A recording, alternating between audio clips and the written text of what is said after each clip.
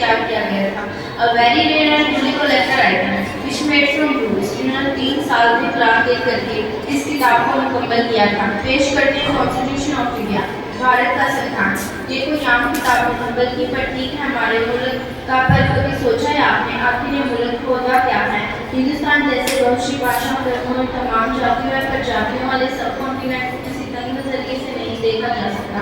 और ऐसा मुल्क, ऐसा समाज में पुरानी रीतियों के ऊपर सबको साथ लेकर आगे चलने के लिए पुराने कानून से भी काम नहीं चल सकता है।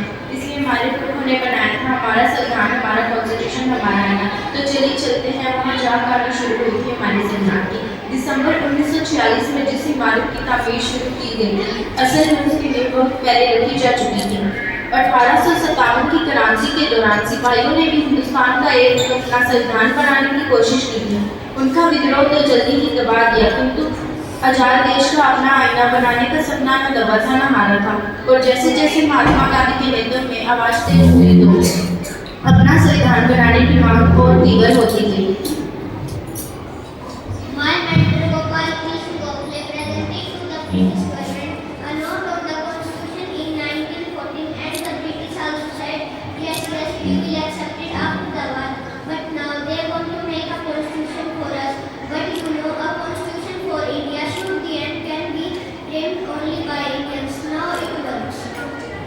अब गांधी जी की सरपरस्ती के इतिहास ने दोबारा हमें एक नए भारत को गढ़ने का मौका दिया। कांग्रेस नेता और आला वकील पंडित मोतीलाल नेहरू 1928 में एक रिपोर्ट तैयार की जिसे नेहरू रिपोर्ट या स्वराज संविधान के नाम से भी जाना गया।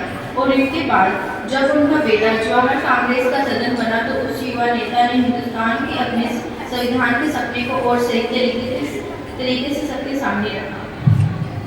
आजादी में जाति संस्कृति किसी नाम नहीं मिला करती। इस तरह के नए मुलामते नाम पर अंग्रेजों की मुलामते मजबूत किया जाए तो सच्चे जाति जब मिले जब महावी चुनी हुई सुविधा देते थे तो अपने देश का संविधान सुविधा अपना आईन तैयार करेगा, कॉन्स्टिट्यूशन बना दे। मुस्लिम लीग की गैर मौजूदगी सबको खल रही थी और जब जिन्ना साहब ने कहा कि वर्किंग कमेटी 20 जनवरी को और से तय करेगी कि कब वो संविधान सभा में आएंगे, तो डॉक्टर एम.आर. जयकर ने प्रस्ताव रखा कि जब तक मुस्लिम लीग के लोग संविधान सभा नहीं आते तब तक रेजुलेशन जैसा महत्वपूर्ण प्रस्ताव पर बहस और वोट को मुलतवी कर देना चाहिए। लेकिन हर किसी को ये बात गवारा नहीं। जिन्ना साहब के इंतजार में एम्स ऑब्जेक्टिव रेजुलेशन का काम 21 जनवरी तक मुलतवी कर दिया गया। पर श्रीचंद साहब की बेबुनियादी बातों का फौरन जवाब देना जरूरी था और ये काम किया सभा पंडित डॉक्टर राजेंद्र प्रसाद ने। लंदन के हाउस ऑफ कॉमर्स में पिछले समय में चर्चा ने बताया कि हमारी संविधान सभा भारत के केवल एक के लोगों की नुमाइंदगी करती है। उन्होंने यह भी कहा कि हमारी असेंबली हिंदुओं की एक सभा है, इसीलिए मैं इस बात को जरूरी समझता हूँ और मैं चाहता हूँ कि हम सब सच को सामने रखें। और सच यह है कि प्लेनेटरी सेशन के 296 मेंबर में से 210 ने हमारी संविधान सभा में हिस्सा लिया है, जिसमें से और उन 210 में से 155 Hindu, 30 schedule caste, 5 Sikh, 6 Christian, 5 backward caste की नुमाइंदे, 3 एंग्लो-इंडियंस, 3 फारसी और 80 में से 4 मुसलमान शामिल हैं। सबसे बड़ी कमी मुस्लिम लीग की सदस्यों की है और हमें इस बात का बहुत अफसोस है, परंतु जितनी संख्या मैंने आपको गिनवाई है उससे यह साफ जाहिर होता है कि इस असेंबली को हिंदुओं की सभा कहना सरासर खिलवाड़ है। मुस्लिम लीग की गैर मौजूदगी सबको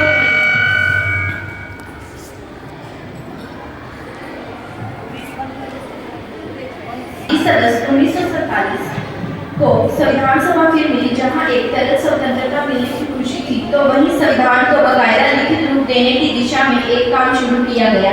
इसके बाद कमेटी लगातार 10 बार मिलती रही ताकि मौलिक अधिकारों को लेकर एक साल तस्वीर सामने आ सके।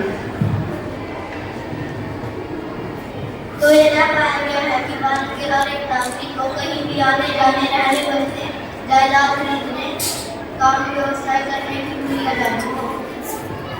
अगर समाज में कुछ भी आसक्त होता है तो अक्सर उसकी पहली आंच आती है मॉनेटरी पर। शायद इसलिए हमारे संविधान बनाने वाले मॉनेटरी और बैकवर्ड अधिकारों को लेकर बहुत सजग थे। इसको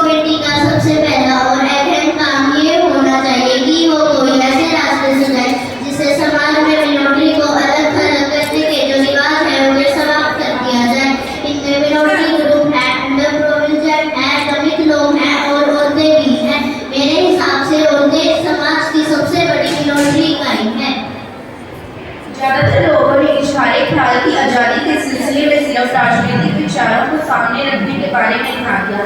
एक्सप्रेशन या अभिव्यक्ति के दूसरे एल्बो पढ़ने। इस हाउस में 2 साल सदस्य जाते हैं। 1945 फ्रीडम ऑफ स्पीच और एक्सप्रेशन के लिए महात्मा गांधी जी के नेतृत्व में हम लोगों में व्यक्तिगत सेक्रेटरीट किया था और इस देश के हजारों नहीं लाखों लोगों को जेल के अंदर सड़ना पड़ा था। उस समय हम क्या सोच रहे थे, जब हमारा यहाँ जाएगा तो इस देश के हर एक नागरिक को फ्रीडम ऑफ स्पीच और एक्सप्रेशन मिलेगी। मैं आपको बताना चाहता हूँ कि कानूनी सरकारों ने बहुत से कानून बनाए कि लोग आपस में बातचीत नहीं कर सकते, 5 या 7 आदमी इकट्ठा नहीं हो सकते और जैसे वे लोग इस समय है, अगर उसी तरह से पास हो गया तो पास हो जाएगा। एडिशन कमेटी में 2 दिन, सब कमेटी में 11 और संविधान सभा में पूरे 25 दिन के बहस और गिले शिकवे के बीच हमारे मुल्क तय ही हो गया ही और हर नागरिक को मिला समता, स्वतंत्रता, संतुलित शिक्षा, जयराज, शोषण से मुक्ति और संवैधानिक उपचार का अधिकार।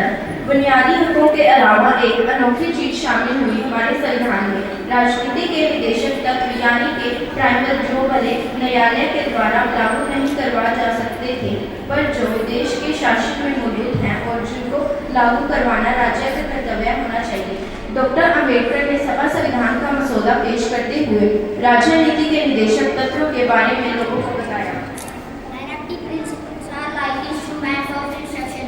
This user of such instruction in such a constitution become justified for necessity. The draft constitution is not factors to install any particular party. Power has been done in some countries. Who should be in power is left to determine by the people, but that actual power will have to respect the directive principles. They cannot ignore them. The bridge made to also be able to electorate at election. कहते हैं कि हर झगड़े की जड़ सिर्फ 3 चीजें होती हैं, जन जमीन यानी धन, स्त्री और भूमि। महाभारत की तो भूमि के सवाल पर ही हुई थी, फिर कैसे हमारे देश के बड़े जमींदारों और राजे रजवाड़े अपनी जमीनों को नए देश और संविधान के चलते इतनी आसानी से हाथ से चले जाने देते हैं। No property movable or immovable of any person or corporation, including any interest in any commercial or industrial undertaking, shall be taken or acquired. Compensation for the property taken or acquired and specify the principle in which and manner in which the compensation is to be determined. UP की विधानसभा ने जमींदारों को उनकी सालाना मालगुजारी का 8 गुना देकर उनकी जमीनों का अधिग्रहण करने का प्रस्ताव रखा गया था। इस राशि को और बढ़ाना चाह रहे थे। श्री नजीरुद्दीन अहमद पर खुद का कहना था कि हम जरूरत से ज्यादा दे रहे थे। जमींदारों की और बहस जारी रही। Some mention has been made of the UP legislative on the evolution of the Jamdari in the UP Assembly stand committing to the principle of population. As you see, UP Assembly Jamdari will not only give Jamdar compensation but also give the special credit. So it is proved that it is not inevitable to say that the house in the future may or orders will be pursued any area that संविधान सभा में जितनी गर्म तिरपी बहसें भाषा के सवाल को लेकर हुई उतनी और किसी विषय पर नहीं। योद्धा मेरा मत है कि केवल हिंदी देश की राष्ट्रीय भाषा हो सकती है। जहाँ तक दक्षिण भारत के नागरिक असुरक्षा का सवाल है, मैं स्वीकार करता हूँ कि कुछ वर्ष तक कार्रवाई को अंग्रेजी में चलाना होगा। उन पर हम कुछ जबरदस्ती लागू तो नहीं सकते, किंतु अंत में हिंदी राष्ट्रीय भाषा होगी और साथ में देवनागरी भाषा चली। हमारी देशिका यानी ट्राइबल जो संविधान में सबसे पहले आती थी। संविधान अगर एक राजनीतिक संवैधानिक दस्तावेज है तो उद्देशिका उसका दार्शनिक नजरिया। इस उद्देशिका की नींव शुरुआत में ही संविधान सभा के 5वें दिन 13 दिसंबर 1946 को रखी गई थी। आगे संविधान सभा ने जो कुछ भी किया उसका मार्गदर्शक यही प्रस्ताव था और जब अलग अलग कमेटियों, विद्वानों और सभा के सहयोग से पूरा संविधान बना तो मई 1949 में उसकी उद्देशिका भी सामने रखी गई। We the people of India having solemnly endorsed the Constitution India into a sovereign democratic republic and to secure to all its citizens justice and social, economic and political liberty of thought, expression, belief and faith in equality of status and of opportunity, and to promote among them all fraternity, assuring the dignity of the individual and the unity of the nation. In our Constitution Assembly, this 26th day of November 1949 is to hereby adopt an act to give us this Constitution.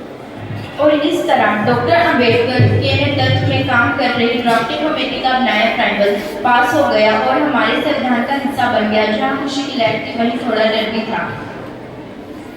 President Sir, coming as I do from your community, it has produced Dr. Ambedkar. I feel proud, sir, I feel proud that the capacity has been recognized now, not only by Harians, but by all community that habit India. In one time, dogs and swine entered the secret places of the temple, for the shadow untouchable was considered a great happiness.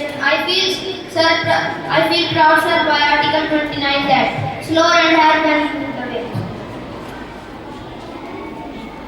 सभापति महोदय, यह हो सकता है कि हमारा संविधान अपने राज्य और भारत में लोकतंत्र की खोज और लोकतंत्र के मंत्र जनता की जनता द्वारा जनता के लिए सरकार की यात्रा से हम लोग दूर हैं।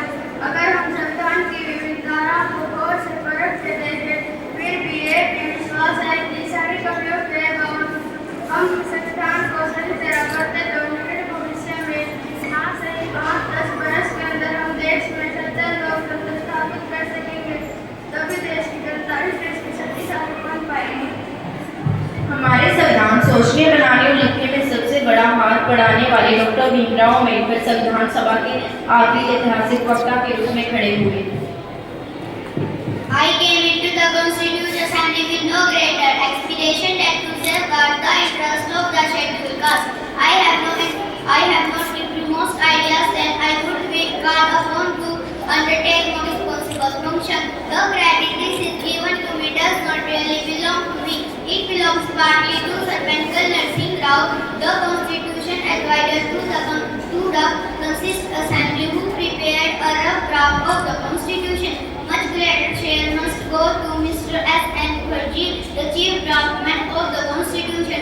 On the 26th January 1950, India would be a democratic nation in the sense that India Day would have a government of the people, by the people and for the people.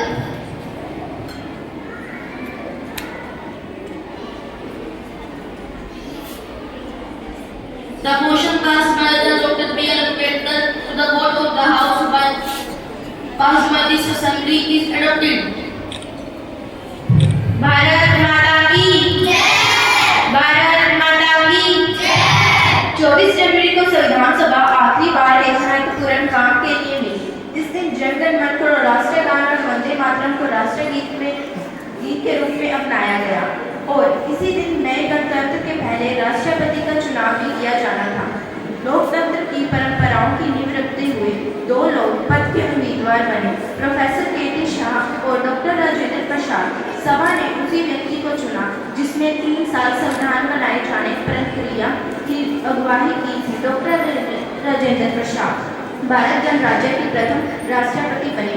आज 6 दशकों के बाद जब हम मुड़कर अपने संविधान की ओर देखते हैं तो हैरत होती है इस दस्तावेज को बनाने वाले की सूझबूझ पर। जैसा कि बिहान रेंडिलास्टीन ने लिखा, agree with the basic qualification, attitude and experience for creating and working a democratic constitution, India did not fall at the destiny. Bharat माता की